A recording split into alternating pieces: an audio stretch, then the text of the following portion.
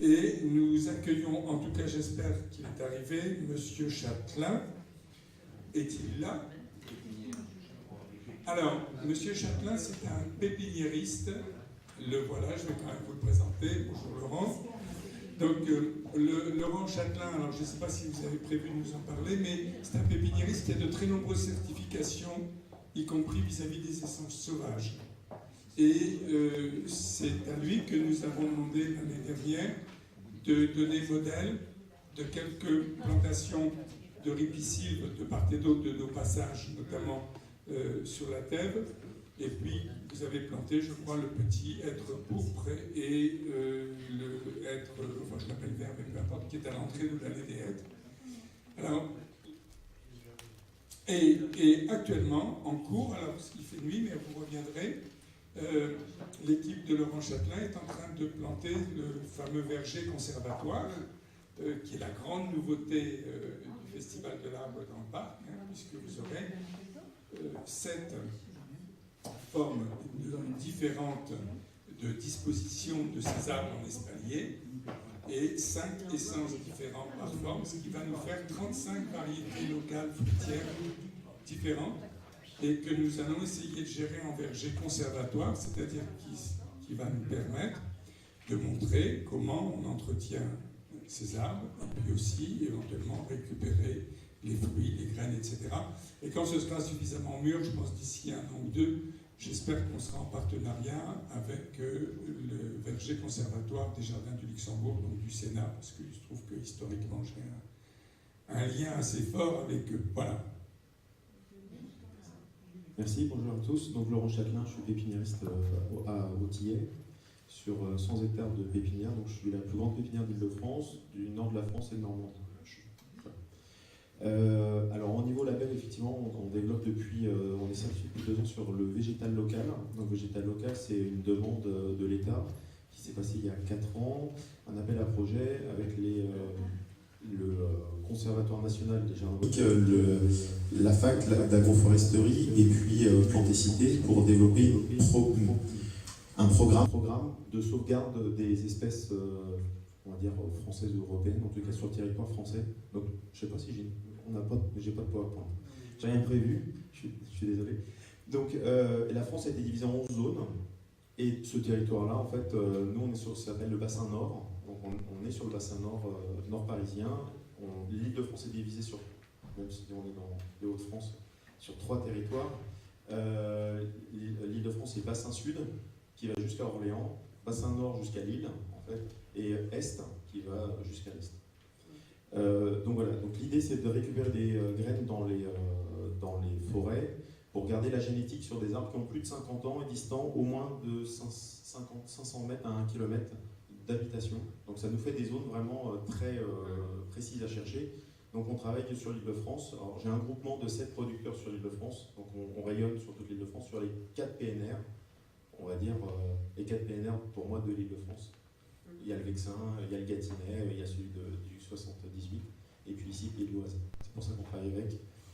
En fait, et l'histoire sur le végétal local est venue en 99. On a repris une pépinière en Seine-et-Marne, qui est Pépinière Carnet, qui était sur les fruitiers formés. Et on est devenu collectionneur de variétés anciennes. On a 400 variétés anciennes de fruitières, et voire même très locales. Alors, on a des variétés typiques de la région ici, ou de l'Île-de-France. On a la bonne de Bondy, c'est Bondy, on a la bonne de Brie, Brie-sur-Marne, on a la belle de Pontoise, bon, voilà, etc. Quasiment chaque ville a une pomme. La belle de la Morlaix, sûrement, doit exister. Voilà. Alors j'étais très intéressé de ce qui se disait sur le végétal, l'arbre et les racines et le sol. Effectivement, en tant que pépiniériste, on travaille généralement la structure de l'arbre, mais les racines sont extrêmement importantes. En fait, la dynamique racinaire est pour moi une chose clé pour le développement d'un arbre sain.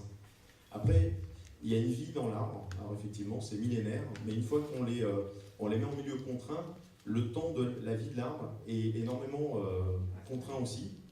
Et donc, il faut aussi avoir une politique de gestion, M. le maire a expliqué, patrimoniale de vos jardins, même s'ils sont de grande taille, de plus ou moins grande taille, mais il faut vraiment avoir une vision de ce que vous avez.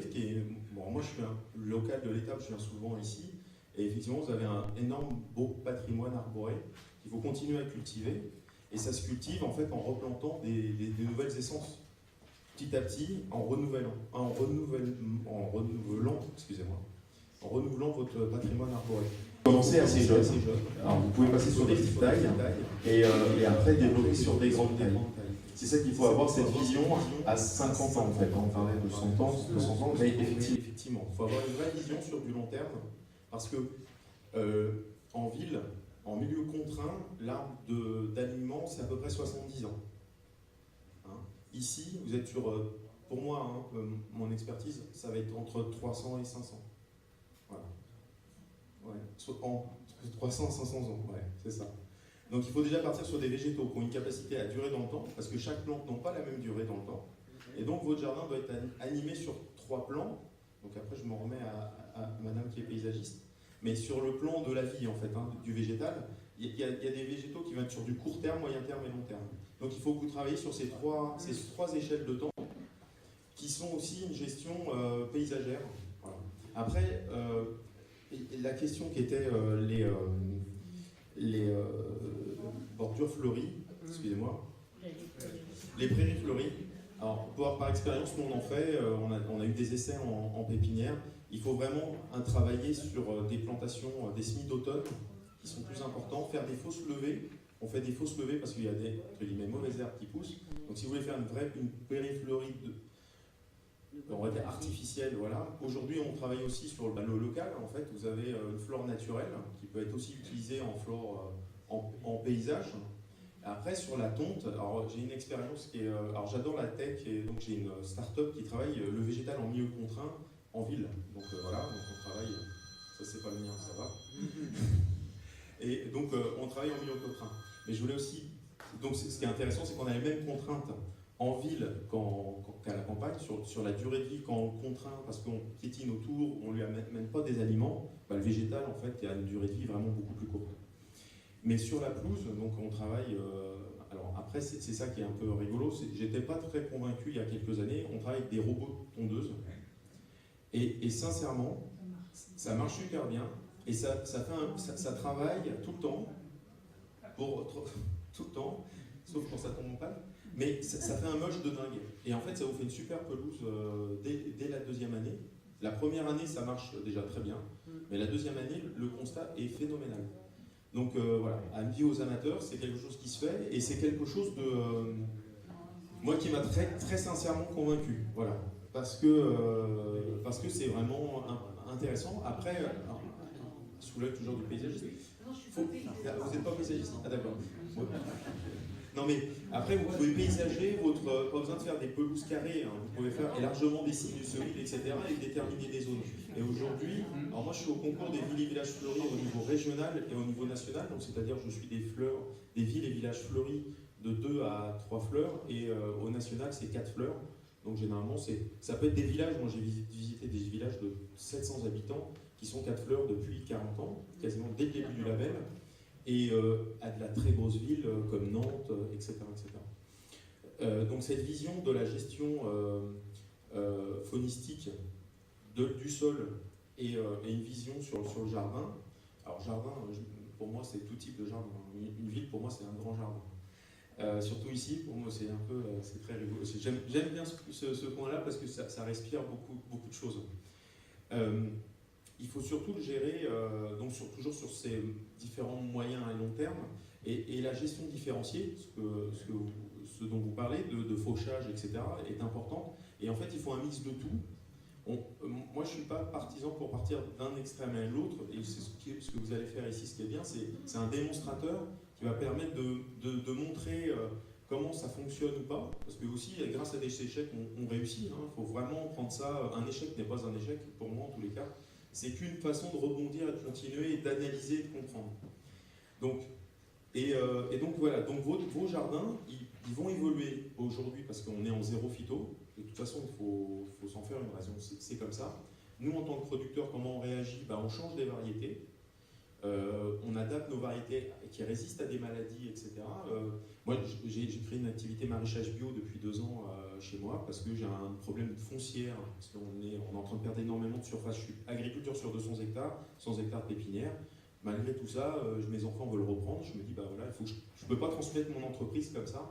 Il faut que je la transformer. Donc j'ai créé l'activité maraîchage bio, Et donc cette activité, en fait, ce qui m'a fait prendre conscience qu'on travaille, même si je suis professionnel et que je travaille les variétés, les essences et tout ça, on travaille encore plus le végétal résistant aux maladies. Voilà, tout simplement, ça paraît de sous-sens, c'est que du bon sens. Mais des fois, il faut toucher pour trouver le bon sens. Donc vos jardins, il va falloir les travailler d'une manière pas dégradée, parce que c'est pas comme ça qu'il faut le voir, mais plutôt gradée, en situation de zone d'activité primaire. Je dois courir au ballon, j'ai mes enfants, mes petits-enfants, moi-même je veux courir, je veux faire mon tennis, je veux courir. Il faut quelque chose de rase.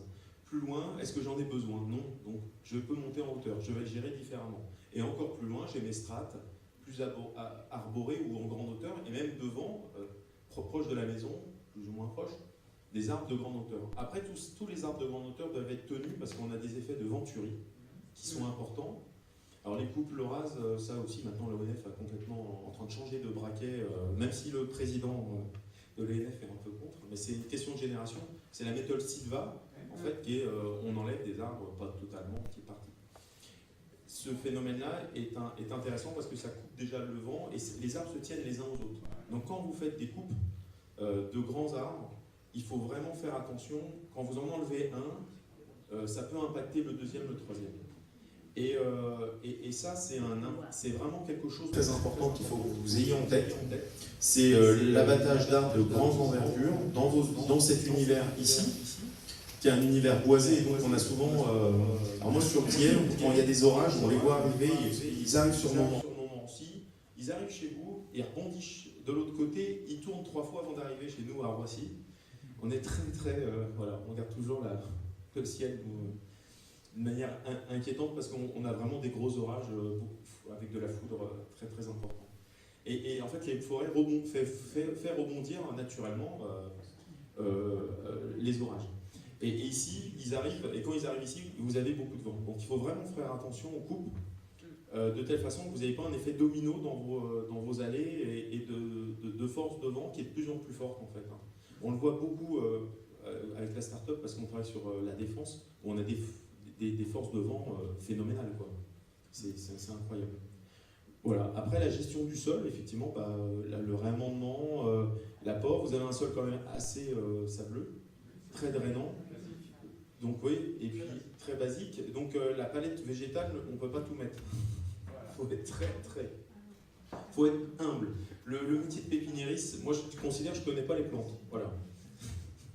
Parce que on peut pas. Voilà, la palette végétale est tellement large et il y a tellement de choses à apprendre tous les jours qu'on en apprend en faisant des expériences. Par contre, vous pouvez faire des expériences sur une plante ou deux, voilà, un endroit, en se disant je veux essayer sans faire toute une haie. Voilà. Ça, c'est complètement possible. Il ne faut pas hésiter aux expériences. Ce que je vous disais tout à l'heure, de louper n'est pas un problème. Mais vous devez la palette végétale sur le lys est assez courte. Il faut vraiment être très conscient de ça. Et par contre, n'hésitez pas à hésiter à partir sur des petites plantes et en faisant grandir et en se disant là, il faut que je plante maintenant parce que dans 10 ans, cet arbre-là, moi j'ai peut-être un regard là-dessus. Il va peut-être j'ai peur qu'il parte, donc je prévois la suite en fait. En fait, faut on l'a dans la génétique des paysans dans le monde entier, c'est qu'on doit transmettre quelque chose. Vous devez transmettre quelque chose aussi. C'est transmettre un patrimoine arboré dans le temps, et c'est à vous de le faire maintenant. En fait.